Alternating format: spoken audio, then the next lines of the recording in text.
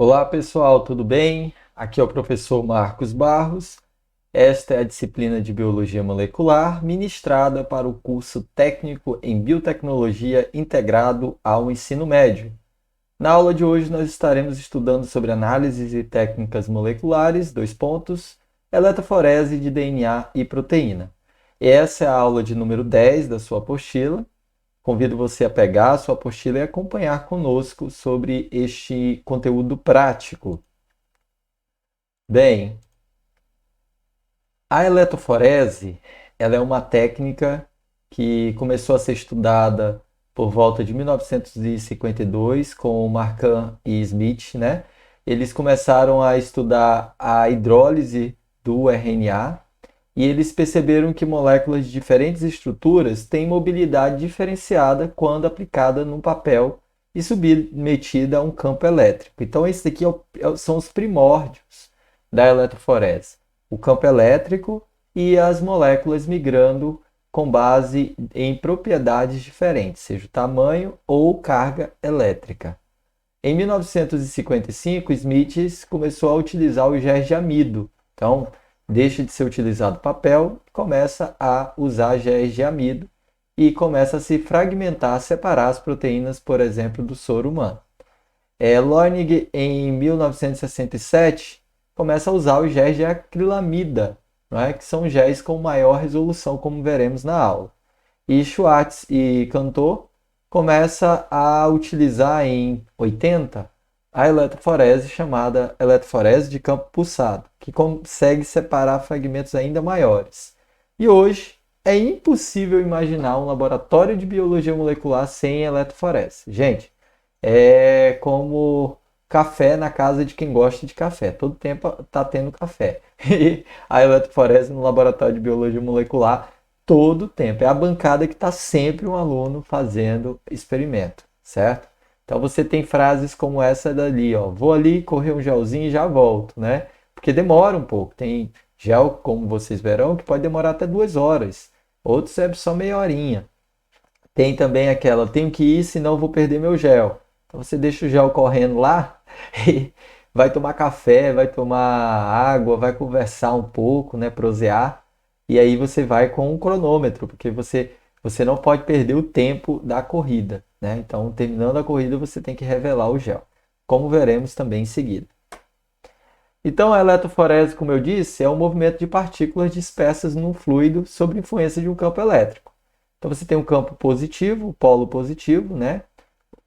E o polo negativo, o ánodo e o cátodo.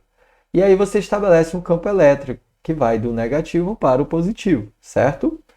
E aí, por exemplo, o DNA ele tem carga negativa. Então, quando você coloca ele aqui, ó, por exemplo, aqui é onde você vai aplicar a amostra. Você aplicou o DNA, se ele tem carga negativa e o campo elétrico vai do negativo para o positivo, ele vai correr para o positivo. Só que aí ela separa esse campo elétrico, ele está ocorrendo dentro de uma matriz, de um gel. E o gel é como se fosse poros, como nós vamos ver agora. Ele forma poros, melhor dizendo. Então vai conseguir separar o DNA. O DNA menor, ele vai conseguir correr por dentro do gel. O DNA maior, ele fica sofrendo a resistência do gel. Então ele corre mais lentamente. Então você consegue separar, por exemplo, a banda A da banda B, porque a B aqui no caso seria de DNA menor, está correndo mais rápido, vai ficar mais para baixo no gel. Por exemplo, aqui, ó, certo? Para o DNA é muito fácil, porque o DNA já tem carga negativa, então ele já vai correr do negativo para o positivo, e você vai conseguir separar as moléculas de DNA com base no tamanho, sendo que as menores vão chegar primeiro no positivo e as maiores vão demorar.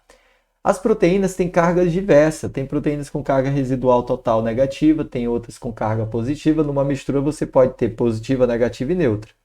Então, para garantir que todas tenham carga negativa, o que você tem que fazer? Você coloca um agente desnaturante chamado SDS, o dodecilsulfato de sódio. Ele vai dar carga negativa para todas as moléculas e agora elas estão todas uniformemente organizadas, elas podem correr no mesmo gel e aí elas só vão correr com base no tamanho, como no DNA, agora que elas já têm todas carga negativa, Quem vai definir quem chegou primeiro é o tamanho. As menores chegam primeiro porque correm melhor dentro do gel. Se nós estivéssemos em sala de aula, nós íamos fazer uma brincadeira, né? Pegaríamos dois alunos, né? E pegaríamos dois alunos maiores, que seriam o gel. E aí vocês veriam que os alunos menores conseguem passar pelos alunos maiores. Agora, os alunos maiores não conseguem passar por alunos ainda maiores, por quê? Porque confere uma certa resistência. Vocês veriam isso em sala de aula. A primeira pergunta, o que é eletroforese e para que serve? As etapas da eletroforese: aplicação, preparação do gel, aplicação da amostra, a própria eletroforese correndo, a coloração e a análise dos resultados é o que veremos agora. Primeiro, qual tipo de eletroforese nós estamos falando? A eletroforese horizontal ou vertical? Qual o tipo de material que você vai usar? Qual o gel que você vai ter? É o gel de agarose ou de poliacrilamida? Então, voltando aqui, quando eu uso a eletroforese horizontal? A eletroforese horizontal ela é utilizada quando você usa géis de poliacrilamida, né? Então a base dela é assim, ó, é horizontal, certo? Então aqui está mostrando como preparar. Ó. Você tem são duas placas de vidro, você coloca assim, você grampeia uma na outra para ficar bem firme, e ali dentro, no espaçozinho que é milímetros, você bota o gel, certo? Sempre quando o gel for horizontal, você usa a poliacrilamida. Ou, quando é poliacrilamida, você usa sempre gel horizontal, tá bom? Eu estou falando errado, né? O gel vertical, que é nessa posição. Então, sempre quando for gel vertical, você usa poliacrilamida, tá bom? E aí, a poliacrilamida, ela é usada tanto para a eletroforese de DNA, quanto para a eletroforese de proteínas. A poliacrilamida é sempre utilizada quando você quer separar bem as moléculas. É uma corrida mais demorada, mas com uma malha bem mais coesa, você consegue separar bem na escala de entre dezenas e centenas de bases, por exemplo, se for um DNA. Então você consegue separar um fragmento de 150 bases, né, ou 150 nucleotídeos, de um fragmento de 200 nucleotídeos. Você consegue ver bem separadinho quando você usa poliacrilamida na eletroforese vertical. A eletroforese horizontal é a eletroforese que utiliza agarose, né? Que é um polímero, né, de um carboidrato, como nós vamos ver, e ela é usada em especial para análise de DNA. A resolução é menor, então quer dizer que você, por exemplo, um fragmento de 150 e um fragmento de 200, eles vão ficar muito juntos, talvez você não consiga ver a diferença, né? Mas é usada aí para separar fragmentos com diferença de 100 pares de base, fica muito bom, né? Fica bem visível. A corrida é bem mais rápida, é meia horinha só, né? Então é a mais usada, a mais barata também. Então se utiliza agarose na eletroforese horizontal quando você quer analisar DNA. Aqui tem um ponto importante, você não usa agarose para proteína. Proteína é na poliacrilamida, certo? Então poliacrilamida vale tanto para proteína quanto para DNA, enquanto a agarose a gente só usa para DNA. Pergunta 2. Aqui o gel de agarose, olha só, você compra ele, por exemplo, da Unicycen, né? Ele é um pozinho, como se fosse o pó que vai fazer gelatina, né? Uma referência aí. Você solubiliza ele no tampão de corrida, né? Que é o tampão que você vai usar também na corrida, obviamente. E aí você coloca no micro-ondas por 1 minuto e meio, mais ou menos. E aí quando você tira do micro-ondas, você já bota na cuba, que nós chamamos, né? Que é esse suportezinho de acrílico aqui. Quando você coloca, ele solubiliza. Esses buraquinhos aqui é porque você botou um pente ali, ainda quando ele estava líquido. Aí ele solubilizou, ele solidificou, você tira o pente e fica os buraquinhos onde realmente você vai botar a sua amostra. Geralmente se usa a concentração de 2% de agarose. É uma concentração peso-volume, então você pega lá, se você vai fazer 100 ml, então você tira 2% de 100 e é a quantidade de agarose que você vai botar. Olha o que é a agarose. A agarose é um polímero de galactose, certo? Então, olha, temos aqui o aminoácido galactose, né? O carboidrato galactose, né? E aí, esse polímero formado forma a agarose, tá bom? Então, a concentração do gel está relacionado à quantidade de agarose que você utilizou e vai determinar qual o tamanho da faixa de separação. Por exemplo, uma agarose de 2%, quer dizer que você botou 2% de galactose na solução, você consegue separar, olha, fragmentos de 100 a 200 pares de base.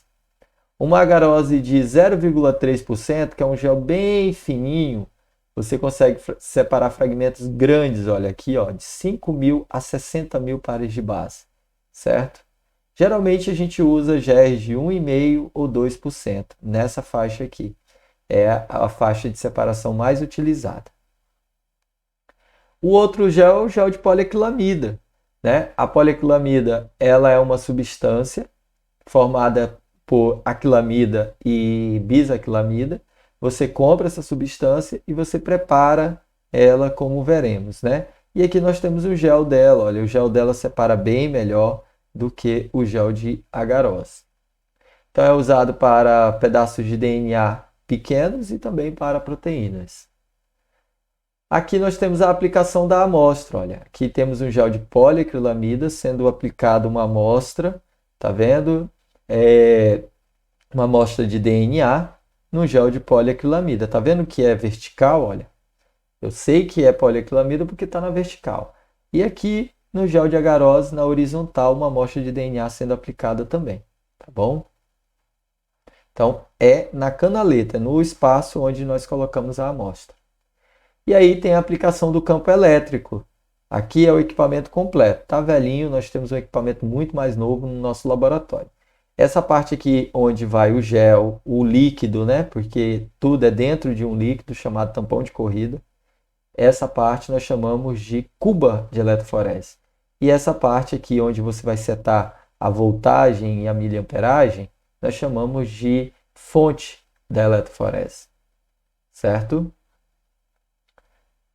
Aqui uma pergunta. Como que nós fazemos para corar a amostra? Se a amostra for uma amostra de DNA, você utiliza brometo de etídio ou gel Red. É importante falar que o brometo de etídio ele é um agente intercalante de DNA e já é comprovadamente potencialmente cancerígeno. Então ele está sendo banido, poucos laboratórios utilizam o brometo. O brometo ele é muito bom, ele dá uma resolução muito boa, você consegue ver o DNA. Quando eu digo ver o DNA, gente, é isso aqui, ó. Tá vendo? Essa bandinha aqui no gel é DNA, é o concentrado de DNA que você não consegue ver a olho nu, porque o DNA ele absorve luz no comprimento de onda de ultravioleta e os seus olhos só é no visível. Então, o brometo ele liga no DNA, quando você joga ultravioleta, você consegue ver a transmitância em visível, você consegue ver a olho nu, a câmera do celular pega, tá bom? Então, olha como fica bonito. Brometo é muito bom, só que ele é cancerígeno, então a gente deixou de usar. Usa agora gel Red, que é uma outra substância que não tem ainda comprovação de ser cancerígena. Ele também intercala DNA, as duas fitas, e quando você coloca na ultravioleta, como aqui, ó, aí a fita brilha em uma cor puxado para o vermelho, por isso o nome gel Red. Quando você faz também a corrida eletroforética de DNA em gel de poliacrilamida, você pode usar, além do gel Red, você pode usar também a prata, uma solução de prata. E ela é extremamente sensível. Ela mostra todas as bandas de DNA possíveis na amostra, tá bom? Também é possível corar proteínas com a solução de prata, tá bom? E também o Comacibru, né, que é uma substância que a gente utiliza para corar proteínas, somente proteínas e não DNA. Então daqui para cima é DNA, sendo que prata também cora a proteína, e daqui para baixo é só proteína, prata, Comaci, né, sendo que prata cora tanto proteína quanto DNA. Pergunta 4. Aqui a coloração das moléculas e chegamos à eletroforese de proteína em géis de poliaquilamida. Então, o nome da técnica é esse aqui, ó, certo? Que significa eletroforese em gel de poliaquilamida, fica aí peixe, né? Às vezes você vai ver um SDS na frente, SDS peixe, que é eletroforese em gel de poliacrilamida sob condições desnaturantes, que é a presença do SDS. Então, a eletroforese em gel de poliacrilamida, como eu disse, é tanto indicada para fragmentos pequenos de DNA quanto para todo tipo de proteína.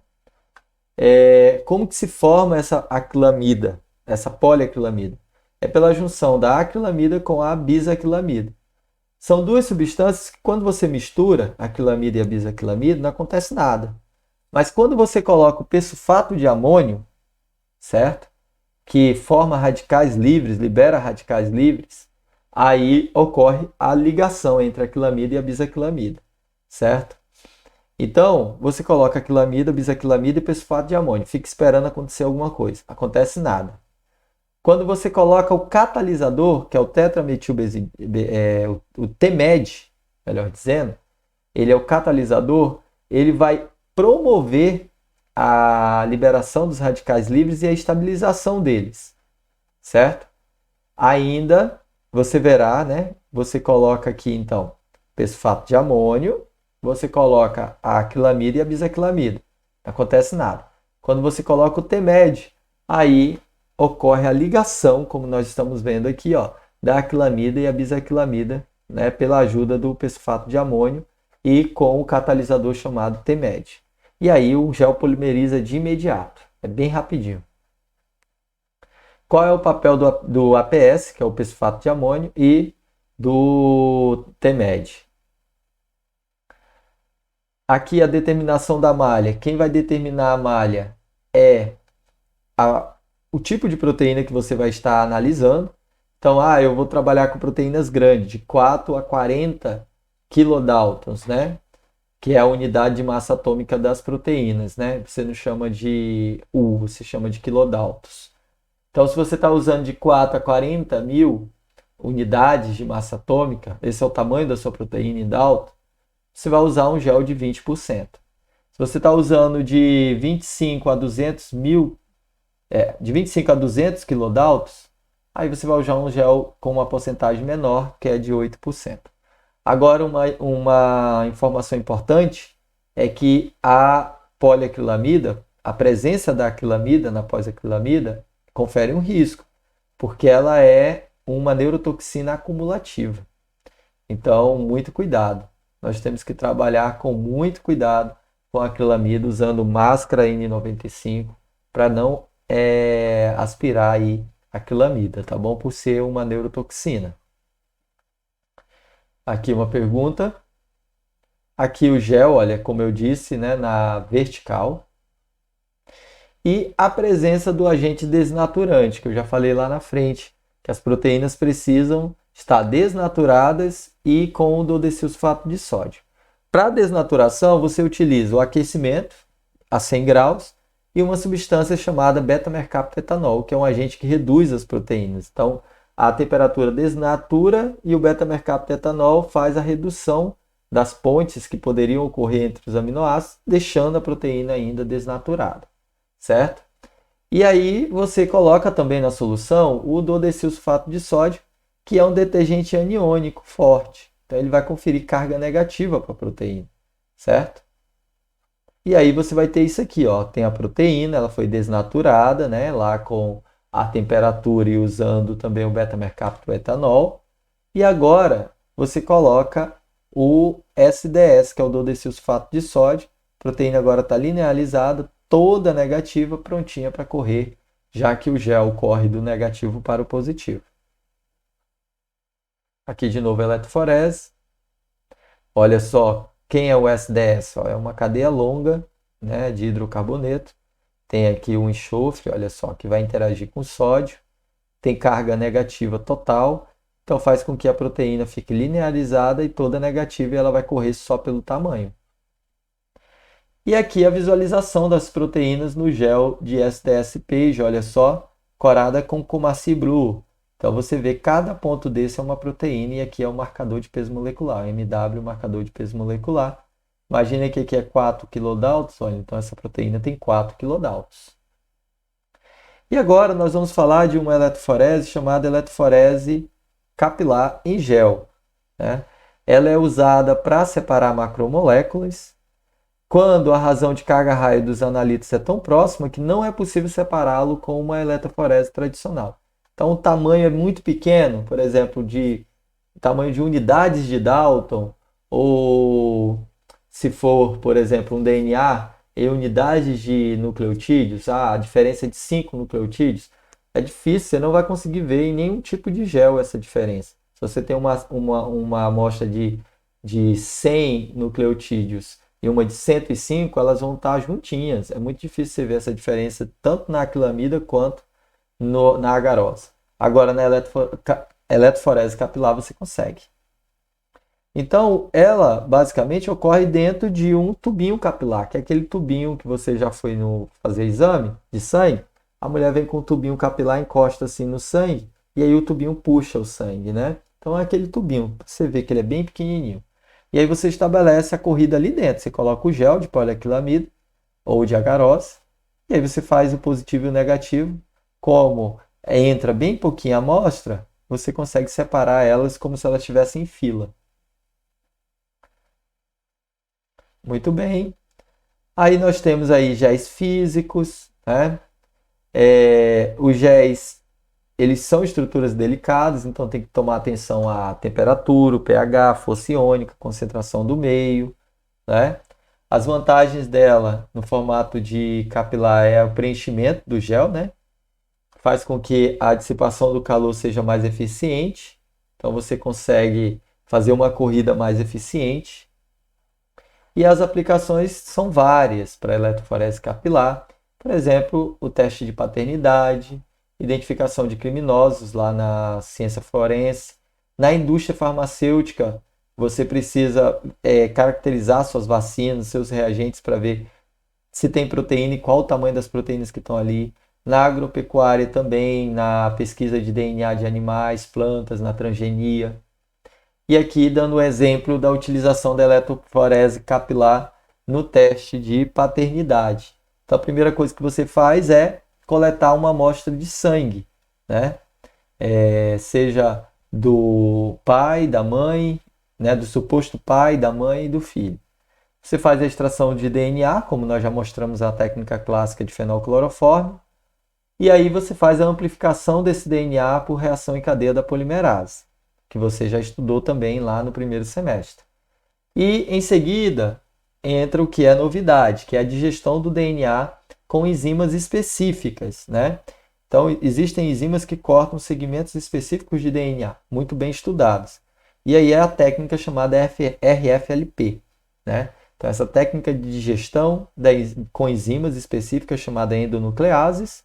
E agora você teve o DNA amplificado, aquele gene específico amplificado, e ele foi cortado em vários tamanhos, certo? Com essas enzimas específicas. Você cortou o do pai em um tubinho, o da mãe em outro tubinho e o do filho.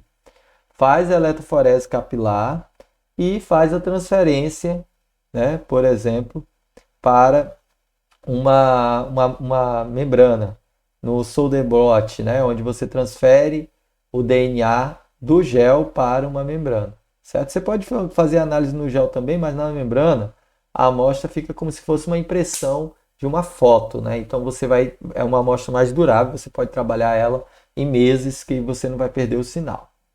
Pronto, ó. Aqui eu tenho a visualização de um solder blot, né? Você transferiu, então, você correu no gel de agarose ou de poliacrilamida, mas aí você transferiu para uma membrana de nylon ou de PVDF, uma membrana de papel, certo?